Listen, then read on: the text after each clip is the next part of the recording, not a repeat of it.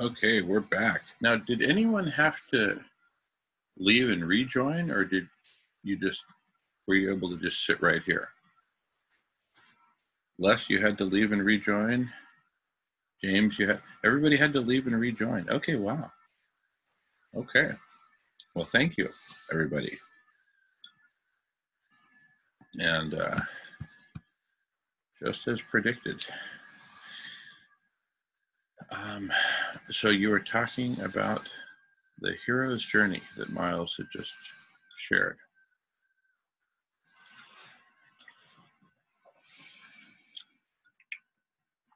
I find what you shared, Miles, really powerful. And I just searched the hero's journey in Google Images. And for everybody else here, I would recommend it because there's some good pictures. Definitely something to meditate on.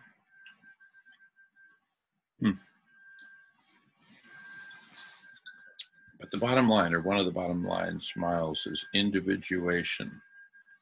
That each of us has our own unique gift, mission, whatever, right? And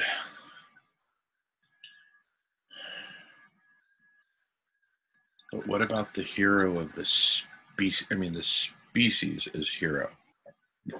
What about the species journey?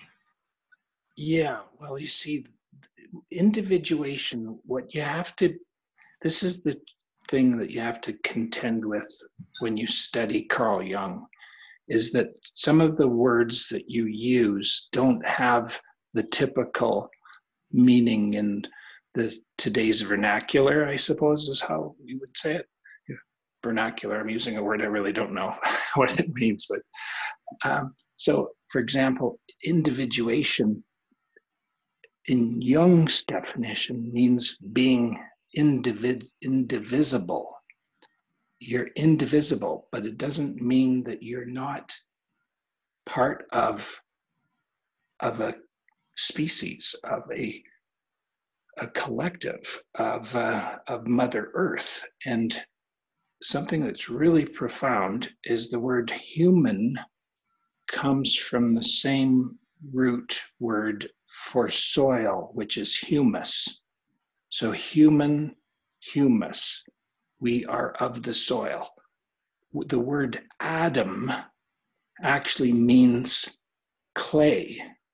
So, for example, we don't use the term here in North America as much, but asphalt, what we make our roads with, is also known as macadam. And some people describe it or use the word macadam. So Adam means clay. And again, even in the Bible, there's the story somewhere in there about the Creator creating us out of clay. So we're indivisible. We're sovereign individuals, but still part of this collective. So the collective spirit or the collective unconscious is always working, and it's inspiring, and the collective consciousness is also always working. So that's what's happened all the time, every time we've gotten together since, you've been doing the social club. There's been an energy. We've been educating each other, because the word education comes from the word to educe.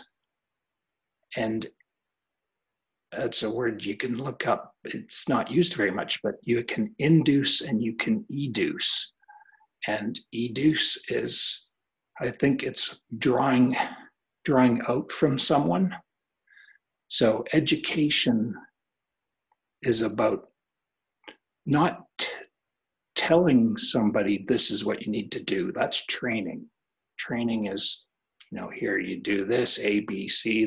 These are the procedures. These are the steps. That's training. But education is what James showed us. He has someone, when he went to his college, or the place that he studied, the university, they pulled out from him the painting, or they helped. They didn't do it, but they helped him pull the painting that he made that's behind him on his wall. And then the other piece of work that we saw earlier with the sounds of Stephen Hawking's. So in summary, we're on these heroes' journey, but we're really, our meaning and purpose is that we're working for the betterment of all.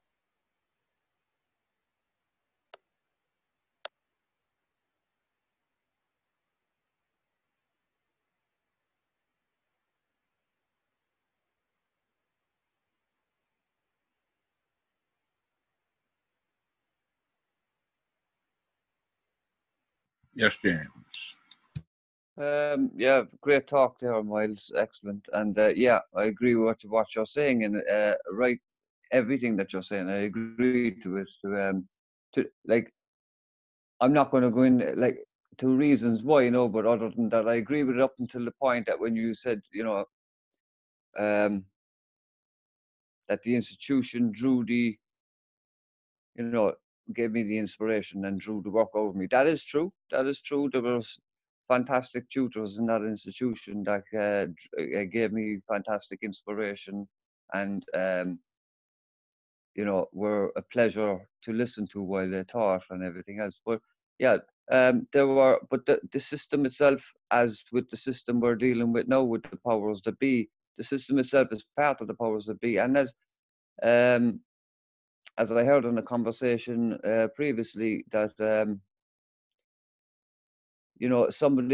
they mentioned they went to college.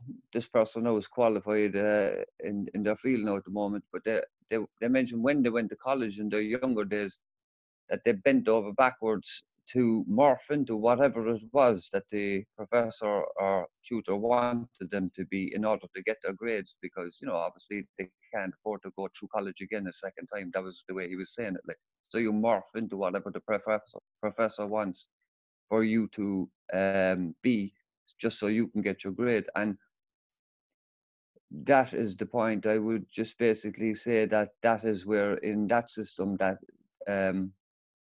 that fails in that system, in that point, in the sense that well, for me anyway, when it was art college, so I was studying fine art, so it was about drawing inspiration, motivating us to draw inspiration, and from teaching us which quarters we get them from and everything else. And as I said, there was some fine tutors there, but there was there was others then as well, like that, as I said, like this professor situation that person was in, that wanted you to conform to their method and to their situation. And unfortunately, as I said, in my rebellious nature, as far as I was concerned, I went in there with an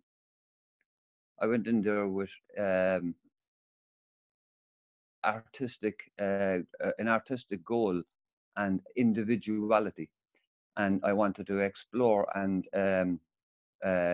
develop that artistic individuality. And I believe that when I went in there, it was already inherent in me. I just had to learn methods of taking it out. And when you're made to conform to somebody's ways, then your individuality has been stolen from you, and your talent is being left behind and to the wayside for the ego of somebody else. And that is the failing in that system. I'm not, I'm just saying that is part of the failing in that particular system, which is just a collective of the rest of the mainstream systems that are failing us today. But I have to emphasize, true. I have to emphasize there are great people in those institutions, but for the few that want us to transform ourselves into them, because their ego subsedes your personal ambition and goals. That's the failing there. And I've seen lots and lots of young minds destroyed because of egos like that, personally. Yes, well, I think a lot of these almost all of them, all these institutions are what we call captured agents. So and even regulatory bodies. For example, I'm in Alberta and I have a book written by a gentleman who's got a PhD in business. And his book is called, what's the title?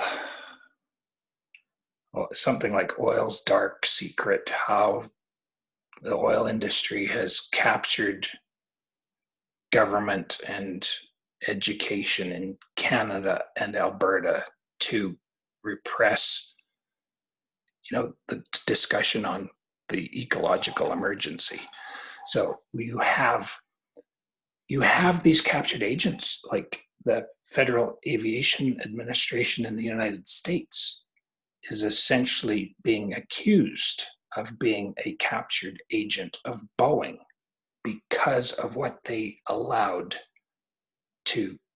Boeing to do to modify their Boeing 737 into the Boeing 737 MAX. So in summary, even these education institutions are captured, and it's possible, but someone like Ye Tao, who wants to do this work with the mirrors, we've heard him say that he has to do it sort of on his own time, not officially sanctioned, and this sort of thing. So very much agree what you just said. And it's the fact that you encountered good people there, though. There's good people everywhere, like excellent people everywhere, even at the Central Intelligence Agency. So, yeah, totally agree with what you said. And the extreme opposite of individuation would be like in Star Wars, the stormtroopers, where they all look the same. There is no face. There's just this mask, right? They're just commodity soldiers. Anyway, I guess that's probably true of militaries generally, but they really took it to an extreme. Well, indeed, George Lucas studied under Joseph Campbell, and Joseph Campbell, I haven't really studied him very much, but there's an excellent series that he did on the public broadcasting service, PBS, in the United States. You can look it up on YouTube, and it's essentially everything that we're talking about. And George Lucas borrows, I think he actually studied for a while directly with Joseph Campbell, and he created the whole motif of Star Wars based on the duality of good versus evil, and how good, even the best of us have a shadow side, right? I'm not an expert in Star Wars, but you can do a huge Jungian analysis of the Star Wars story. And I'm sure Stephanie probably can contribute to this. I'm thinking, because I did go looking for some clips of, I watched the program Young Offenders. I watched the movie. That was pretty crazy. I enjoyed it very much. And then I looked up the other program that you've been involved with, and I thought, oh my gosh, that's her. Because there's a redheaded star in that program. And I thought, oh my gosh, you didn't tell us she had one of the leading roles. But then I realized, I don't think it's you, because I don't think it's Stephanie, because there's definitely an American accent.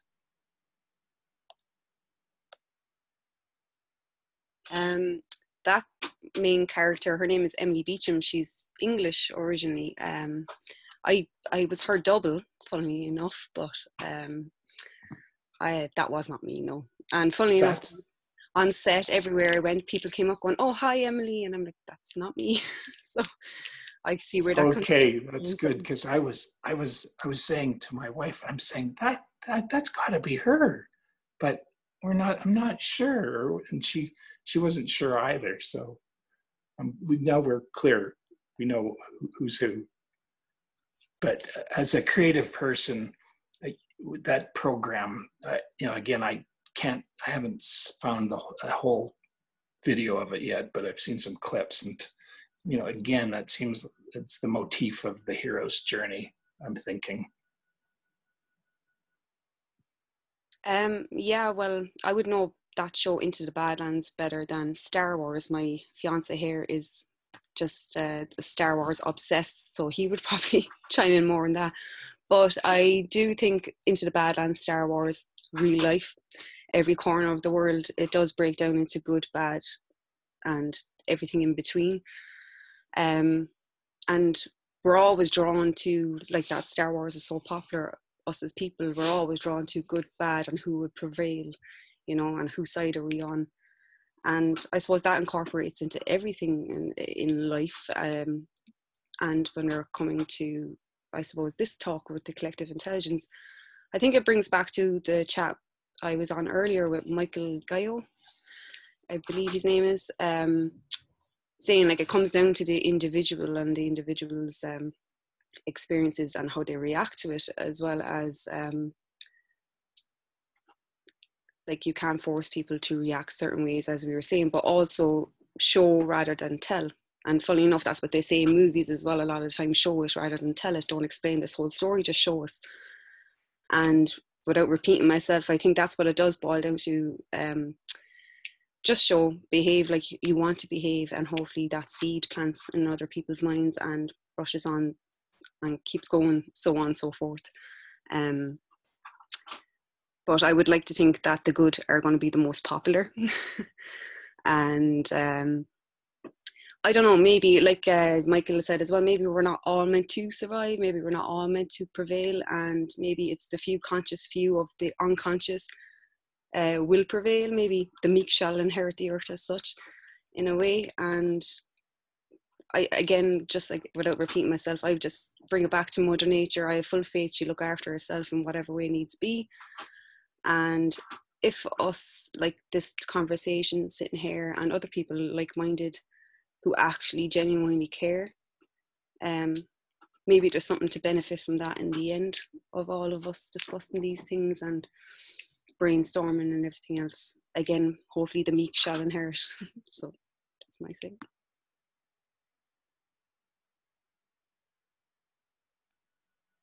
Beautiful. Thank you, Stephanie. And in fact, the big vision here is that we expand this from just one video conference room literally to millions, and have essentially software interconnecting all the different conversations so that we can really find our niche moment by moment. Where am I most needed, right? It's sort of a combination of two big forcings. Where am I most needed, and what do I most want to do? Now, ideally, those would be the same or pretty close. But anyway, obviously, everyone does what they choose. No one's going to be forced to do anything. Oh, Jamin, you know about this, therefore you must come here now. What? But I'm trying to sleep, No, everyone chooses what they do. But this will be like a combined guidance system to just direct us. We were making the analogy earlier about, I don't know, white blood cells or something like that, but just swarming around what most needs our attention. So anyway, just wanted to mention that. Well, and we do take the collective intelligence with us after every encounter. It's shaping who we are and what we say, even though we're on these journeys, these heroes' journeys as separate sovereign entities. For example, today I'm taking a mental health first aid course, and I was there last night for 2 hours. And at the beginning, I've never done this before, but it's sort of an interesting concept: mental health first aid. And it's just like if you're giving someone physical first aid, how do you're not there to fix the person's broken leg. You're just there to take care of the person until they can get to professional help. So the same is with respect to mental problems and mental disorders. So anyhow, they're asking, so what is, as an icebreaker, tell us a little bit about yourself and why you're here and how you think this course might help you. And so I just said, well, I'm very interested in how can we truly incorporate Indigenous wisdom into our governance. And I'm volunteering in that area for this society called the Indigenous Gathering Place Society. And then I also said I'm very much interested in our ecological emergencies and the ecological anxiety that people have around it, and even my own.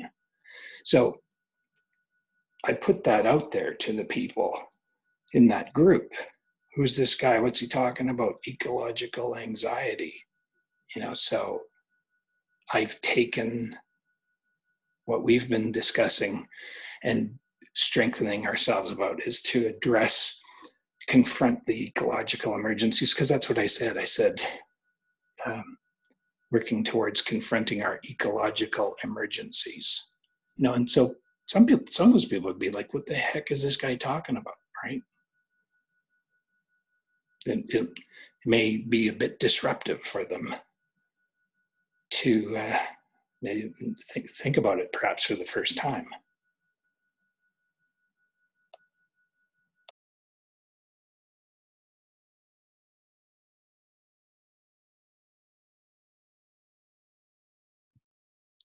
Can I ask a question to Jamin? It might be a bit basic, but from my understanding, the kind of end goal here with the block parties is kind of to incorporate kind of like a Spotify and a Reddit situation together. So like if I went onto Reddit and wanted to read about flowers, I can, but if I wanted to read specifically about violets, I probably can find a subreddit for that. But with Spotify, I can have access to all the music, but it's going to suggest music that I've listened to, maybe never heard of and might like. So I'm guessing your end goal is to kind of incorporate those kind of two parts into your block parties. So just a basic question, I suppose, thus far, has this met your expectations or exceeded or disheartened maybe by any of the process so far, or are you all still excited about how it's going? I would say it has exceeded expectations. Absolutely. Yeah.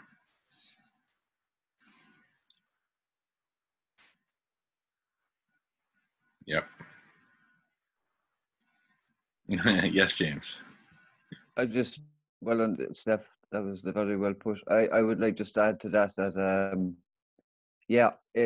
I could see it alone just in the last 2 weeks. I tuned in for the show last week, and I know I was here now for the full 24 hours this week, more or less again.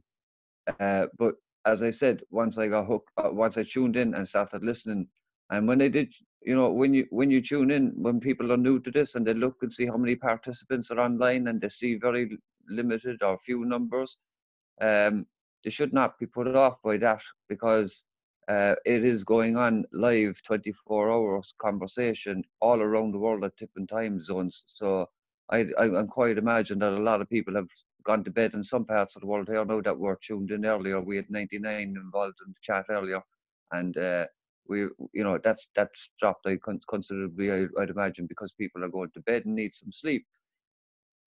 I basically myself, I know I stayed up 24 hours, but this is riveting conversation.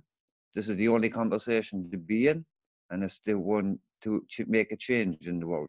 And not only that, as far as I'm concerned, there's plenty of people who are going to stay up all night tonight just partying and just, polluting their bodies. So if they can put that much effort into doing something like that, I'm sure they could put a little bit of 24 hours, one night a week into, they don't have to do the 24 hours. As I said, I did it because I'm riveted.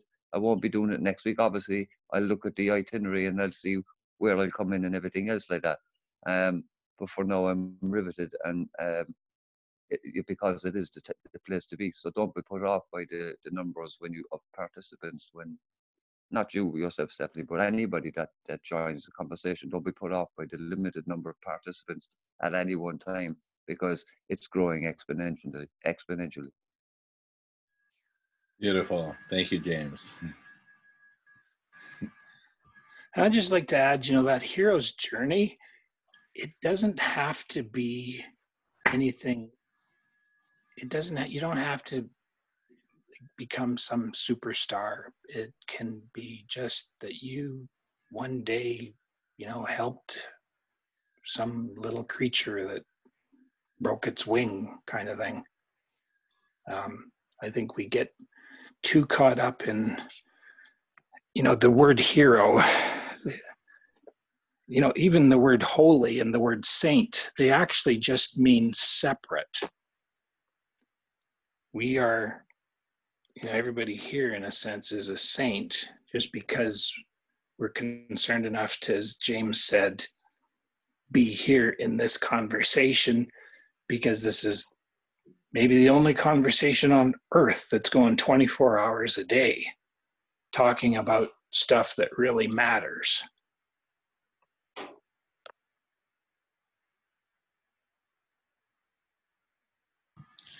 Ronald, welcome.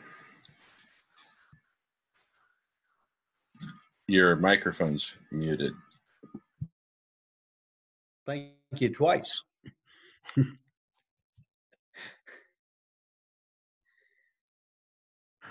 We're just at the tail end of this 24-hour journey. So yeah, I knew that from the email. Sorry, I had to come around earlier in the morning, but I'm just getting awake. Sure. How do you manage to keep this facilitated 24 hours? Well, it does take effort. It is tiring, but I do it out of profound love for Mother Earth and for all of life on Earth, and the extreme urgency that we're in right now. And it's just one day a week, and then I sleep in, I rest up over the weekend, make sure I have plenty of fun. And so you literally stayed in that position for the whole 24 hours? Well, not in this one single position. Sometimes I'm sitting, sometimes I'm standing. Oh, I understand that part. Yeah. But I mean, you do the facilitation for 24 hours straight. I have thus far, yeah. I mean, okay. Sometimes if I have to duck away for a few minutes, Nolan will hold the fort. But yeah, basically me. It's been a long time since I have worked around the clock. Used to do that, but couldn't physically do that, I don't think, anymore, even if I had to. So thank you for doing this. I'm just new coming aboard, trying to learn what it is you are doing. Sure. And I will keep checking back. Sorry to come in so late. No, that's all right. Would you like a brief overview? Sure. Okay. Well, the main solution that we're aiming for right now, the highest priority solution, is that of solar radiation management, which means reflecting a portion of the sunlight that's landing on Earth back into space. Right. So we cool. Okay. You get the planet to do that in time, and in time basically means ASAP, literally get the ball rolling in a serious way within months. We're going to need to come up with all kinds of solutions, not just engineering solutions, but financial solutions, political solutions, cultural solutions, solutions at the level of media and story. What is this, all the way down to the story of humanity. Who are we? Why are we here? How did we get here? Where are we going? Right. Transforming basically so many facets of society, culture, etc., so that the world can really embrace and get behind us and just push it along, right?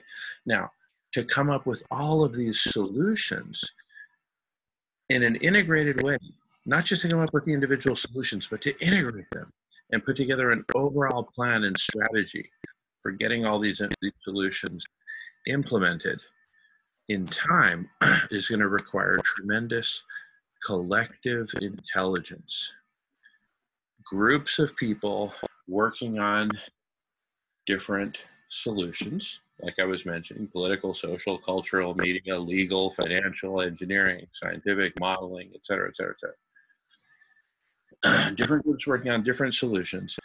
And then of those solutions, breaking them into their parts so that different groups can work on different parts, so that we can have, dozens, hundreds of groups working on different parts of the solutions set simultaneously, right? We need to fast track every part of this, right? And so for that, we're developing not just the solutions to SRM, but we're developing a platform and a culture and a practice of collective superintelligence, which is the end result of creating and supporting myriad, literally countless. Once we have 5 billion people participating and an average of 50 people per conversation, that's 100 million different conversations, right? So there's no upper limit, right? Technically, of course, the internet can support that, no problem, right? Thank you, Netflix, for paving the way for high bandwidth usage, household by household, right? So we have the technology, and the Stephanie summarized it well in that the technology will allow you to search for and find and even have suggested for you different conversations that map to your talents, expertise, experience, passion, et cetera, et cetera, et cetera, right? So we kind of do like a matchmaking service, sort of like a Match.com, connecting essentially open spaces in a conversation that's being formed to solve a given problem, and you, matching you with the appropriate seat in the appropriate conversation. And you wake up one day and say, all right, I've got 8 hours that I want to contribute to this, playing full out. You might spend 5 minutes in the first conversation. The problem gets solved, the team disbands. You're back into the alphabet soup, searching for conversations, having conversations suggested to you based on what the system knows about you. The system will get to know you. You'll have a bot assigned to you, right? And you'll talk with your bot. It'll be kind of like your therapist. Hey, bot, I really want to, develop my passion and my talents for computer modeling for the planet. Oh, okay. Well, here, I suggest you start here. And then, whatever. So are you going to show us how to create our bot? So the bots don't yet exist. I'm just kind of talking about the vision of collective superintelligence. Okay. Right now, we're just doing it very homemade. Just whoever feels like showing up, shows up, and we hang out. We're in a conversation that lasts for 24 hours. But then as our numbers grow and, beyond, 20, 30 people, it starts to get a little bit untenable for people to really actually participate. And so once we get bigger numbers, say 100 people, we might split off into 4 different video conference rooms on 4 different topics in parallel. And some people who are kind of the ambassador nature, the social bumblebee nature, might hop from conversation to conversation. Other people might just specialize. And that's where the collective intelligence and the machinery of it really starts to work, is when we start to span a set of topics and at least strive towards optimizing who's in which conversation, right? And then it just grows from there. Miles, I noticed you got your hand up. But first, let me just check in with, were you also wanting to help answer Ronald's questions? Or, yeah? Okay, then go ahead. Yeah, go ahead. And carrying on, this book has been sitting here in the room for some time, and for whatever reason, I guess because it's a big book and it sort of helps create a smooth surface for this little table here. But it's called The Time Chart History of the World. Mm-hmm. And it very much relates to what Jamin is doing. And Jamin, you might want to get a copy of this book, because let me open it up. What it does, the pages actually stretch out. I can't stretch this book, the pages out, because I would end up in the other room. But it begins right here with the story of Adam and Eve. They're pictured there. Okay. So, and this is what Adam's doing. You see these lines? These lines are the generations of people. So if I turn the page, what you have to remember is that these pages will stretch out. So you see we're getting more lines of history. And now I'm not sure what year we're at here, but you can see the image.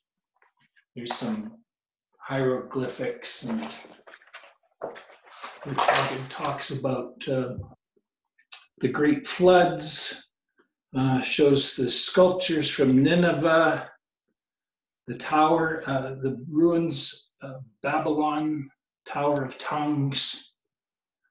And then you're branching into different locations of the world. So here's a line for Greece, ancient Greece. What's the title and author?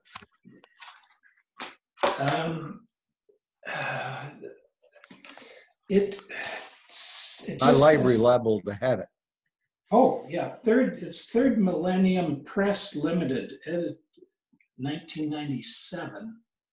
That's the publisher. Yeah, I don't actually see a name of it. What's the title on the front? Oh, here we are. It's called The Time Chart History of the World, published by Third Millennium Press Limited, distributed in Canada by Prospero Books, a division of Chapters Incorporated.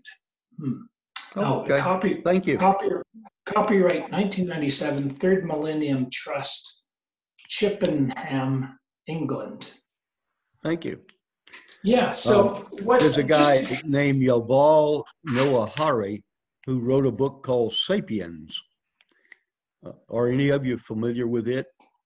Yeah, I'm familiar. Read it cover to cover. Great book. I think that he has as good a view today of who we are and where we came from and what we got to deal with. It's fascinating stuff when you start with history, which I think is important. And so I would just conclude, you see, this is now modern history. Look at all the lines here. It's like a switching yard for a large railway. And essentially, Jamin is saying we've got to just carry on with these lines, but we're now going to use modern technology to create these discussions on all these different topics, and start solving these serious ecological issues. And we'll do that by carrying on with the history that preceded us. and using that information to shape a better world. Right.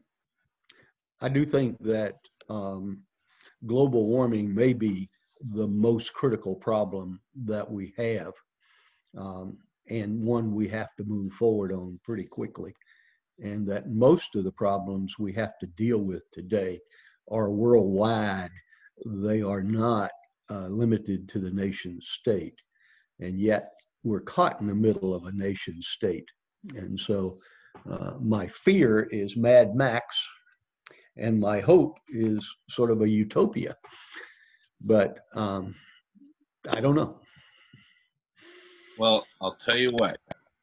Now, since it's 6 o'clock in the morning Pacific time, and we'll get back to that question, Ronald, in a moment, but we traditionally do the countdown after a successful 24-hour stretch.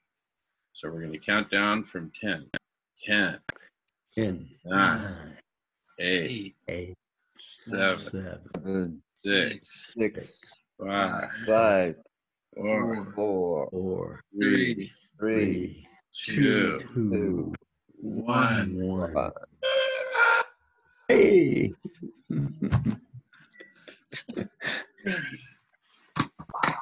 So we'll. Hooray! Way to go, guys. Hooray! Great. So we'll pick this up next time, or on a different conversation. Oh yeah, well, we don't have to shut down right away. I just wanted to honor your last comment there, Ronald, and really welcome you to the block party. I couldn't agree with you more. Our most urgent problem is abrupt climate change, and it is almost indescribably urgent, given that we may only have a few months before we need to implement planetary scale solutions to prevent the worst. And so we talk a lot about that. We talk a fair amount about collective intelligence itself, the medium, the platform, the culture, the rules, how it all works. What Miles showed us was very, very helpful visually and metaphorically, in terms of having a whole bunch of parallel conversations. We've made the metaphor of having a multiple lane highway that, you know, each lane is a conversation. And, you know, that visual helps because I then visualize a van in each lane, and the conversation is happening inside the van. And the back doors of the van are open, and there's a big printer there that's printing out a transcript of everything that's said in that conversation as the van rolls up the highway, right? And so these transcripts are a permanent record, which the artificial intelligence can analyze for pattern matching, and it can detect when a problem has been solved, right? Among other ways, the human participants will say, hey, system, problem solved, here it is, right? And, you know, so the AI will be able to do pattern matching on successful conversations versus unsuccessful conversations, and aspects of success, elements of success. And it will find out, you know, which combinations of people lead to successful outcomes. And then, of course, it will be able to parameterize those people by age, by education, by astrological information, etc. And Les says we will be in the vans. In evans. In evans. I guess that makes us evangelicals, right? Okay.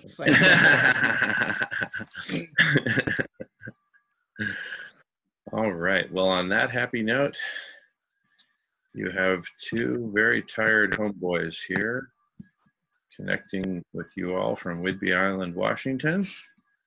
Two very grateful, tired homeboys. You've heard of the Grateful Dead? We're the Grateful Tired. We're tired and we're grateful for all of you, for everyone who's participated today. And oh my goodness, so grateful. What wonderful progress. What a successful third block party. We've gotten through the first 3. I guess that means we're on our way. Yeah. Bye-bye, everybody. All righty. Any other questions, comments, statements, or emotional outbursts? Have a wonderful rest of the day. Take some rest and a lot of thoughts to think through. And next block party. Get ready for the next block party. Beautiful. Beautiful. All righty. James, you have been absolutely amazing being here for all 24 hours. Cheers, Jamin, and thank you. You and Nolan, we're all in this together. There's no point thanking me, and if I didn't do anything other than sit here and was riveted with the conversation. So that's all I'm saying is thanks to everybody for everything, and I'll tune in next week at the appropriate times that'll suit me now, given the list of the itinerary or whatever. But for those who may have only tuned in for briefly or at any stage or anything else, it's the conversation to be with next Friday. And just before I go, I'd just like to say thanks, Stephanie and Kevin, for participating. And I love you. I'll talk to you later. Okay? Stephanie. I think what we great, yeah. I just add as well, we could each try to think back and capture favorite moments. And if you know how to do a screenshot of a favorite moment, you can then post that into your Facebook or tweet it out or Instagram, any social media, just saying, this person met this person on the block party kind of thing. And you can direct people to the Radish website and the Radish YouTube channel. Nolan's doing a great job in chunking these conversations down. And when you do a screenshot, you could say, this was at such and such a minute on this video, right? So if you really wanted to talk or share about, say, Jorge's and Sylvie's edible forest concept, you could do a screenshot out of that and then say, you'll find this at such and such a point. Excellent idea, Miles. And Miles, huge thanks for all that you're doing out in the world and going to. Well, it's not a lot. Like, you guys are doing the hero's work on this one because for the rest of us, we can come and go as we please and go out and get fresh air. Maybe that's what you might want to try to do, is go on location just so you can get out of the house there, during the 24 hours, do some location shoots or broadcasts.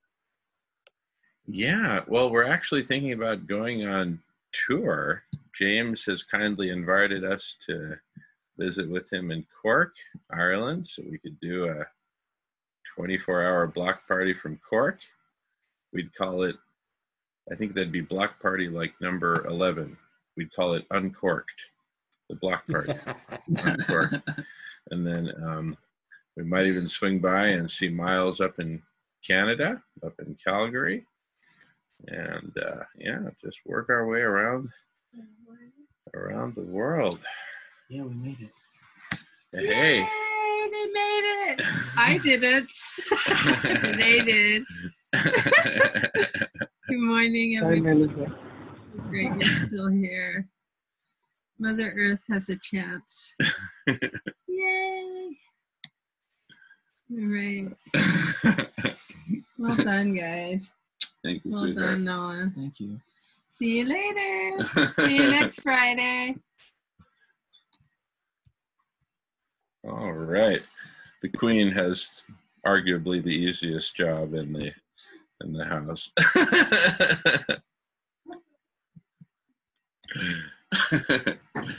Anyway, my goodness.